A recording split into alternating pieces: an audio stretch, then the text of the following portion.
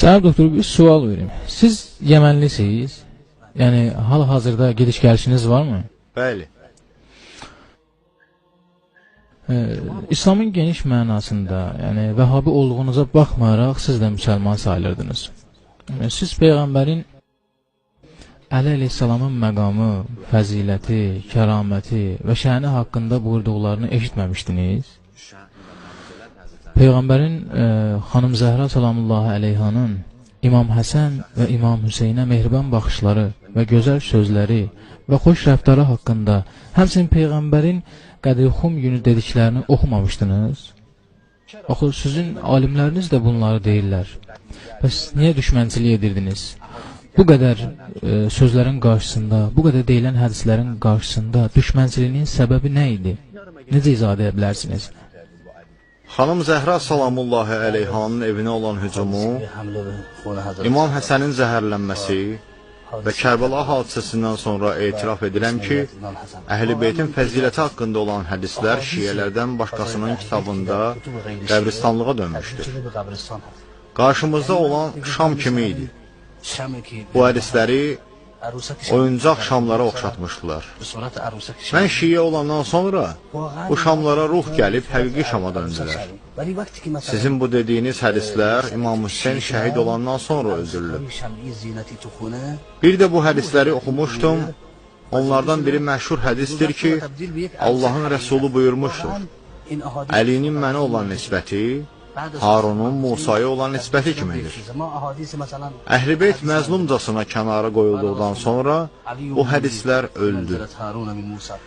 Bu hədisləri sənəd və ravi baxımından o qədər zəiflədib aradan apardılar ki, biz Əlinin düşmələri haqqında oxuyanda salavat zikr edirik. Amma Əlinin fəziləti haqqında oxuyanda isə rəngimiz dəyişir. Sizin oxuduğunuz universitetdə ki, Əli düşməni tərbiyə edilir, yəni həmin universitetdə oxuduğunuz müddətdə siz bu mənzilət hədisini orada oxumamışdınız ki, Peyğəmbər və Əli əleyhissalamın nisbəti Harunun Musaya olan nisbəti kimidir. Bunu oxumuşdun. Bəli, oxumuşdum. Bunu oxuya sonra necə şək edirdiniz ki, bu Əlidir? Problem buradadır ki, 14 əsr müddətində o qədər bu hədislərə əl atıblar ki, təbil ediblər, başqa lüğəti mənalar veriblər ki, daha heç bir əsər qoymayıblar.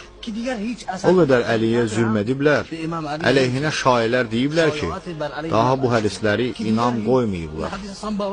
Bizim müqəddəs kitablarımızda bu hədislər var, amma Əliyə qarşı o qədər bədbin olmuşuq ki, daha əsər etmirdi. Eyni Əməvi dövlətinin etdiyi kimi. Bir sual, siz kitab da çap etdirmişsiniz? Bəli, Vəhabiyyətdən 12 imama rəhlətin. Yox, şiə olmamışdan qabaq Əli əleyhissalamın əleyhinə kitab yazmışsınızmı? Bəli, bəli. İndi o kitab haradadır? Külatlarla şiyələrin bağlılığı adında kitabı şiyələrin əleyhinə yazmışam. Şiyələrin əleyhinə yazdığınız o kitab haradadır? Neynəmlisiniz onu? Vallah, həmişə mən Allahdan məxsusən Qədir gecələrində bağışlanma istəyirəm. Və həmd olsun Allaha, biz Əlini layiqincə tanımasaq da, bəlkə bağışlanaq.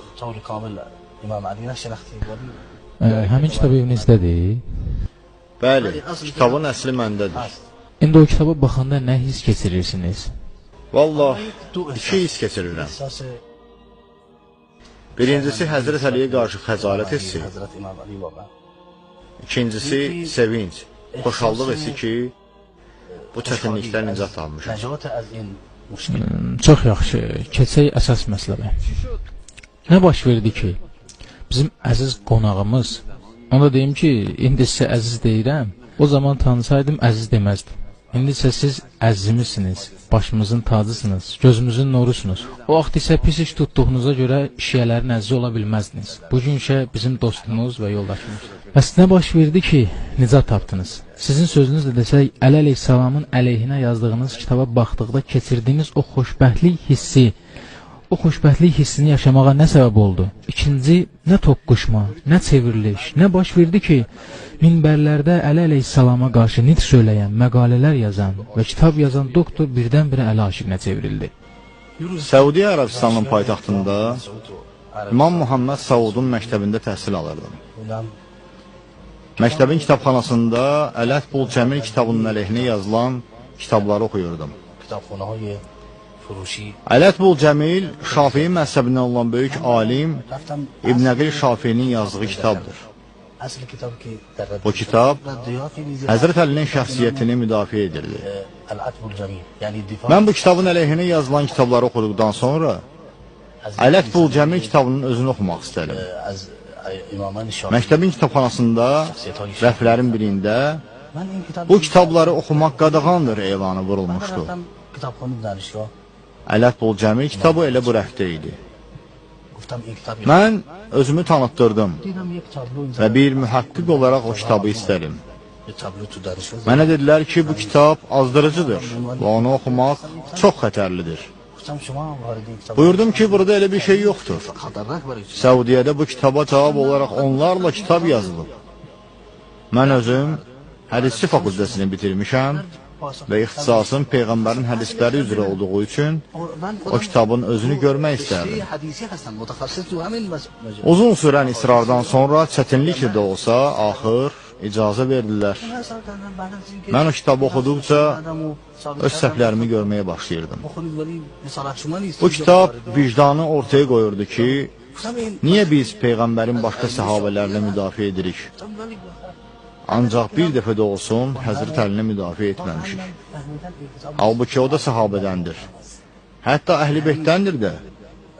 Nə üçün onun haqqında bir dənə də olsun kitab yazmamışıq? Niyə o dövrdəki hadisələrdə həmişə onu günahlandırmışıq? Niyə Muaviyyənin Şam valiliyindən istifasını tələb edəndə onu mühakimə etdik? Axı o Muaviyyənin necə insan olduğunu bilirdik.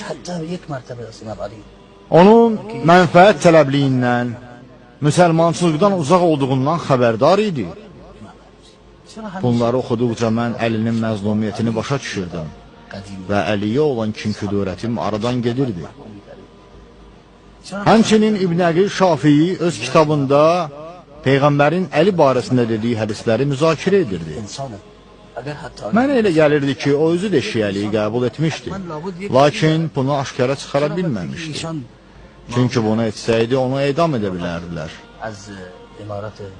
O, öz kitabında buyururdu ki, mən apardığım araşdırmalardan sonra Peyğəmbərin bütün risalət həyatında dəfələrlə və israrla Əlinin haqqında hədislər dediyini gördüm və bu məni təəccübləndirdi ki, Əli barəsində bu qədər israr və təkrar nəyə lazım idi? Peyğəmbərin Əliyə dair buyurduğu hədisləri Unzur aşirətikəl əqrəbin ayəsinin nazil olması ilə bağlayırdı. Yəni Peyğəmbərliyini elan etdikdən sonra Əlinin imamətini elan etdi. Bunların hamısını oxuduqdan sonra mən hələlik şiə olmasam da vahabilikdən çıxmışdım.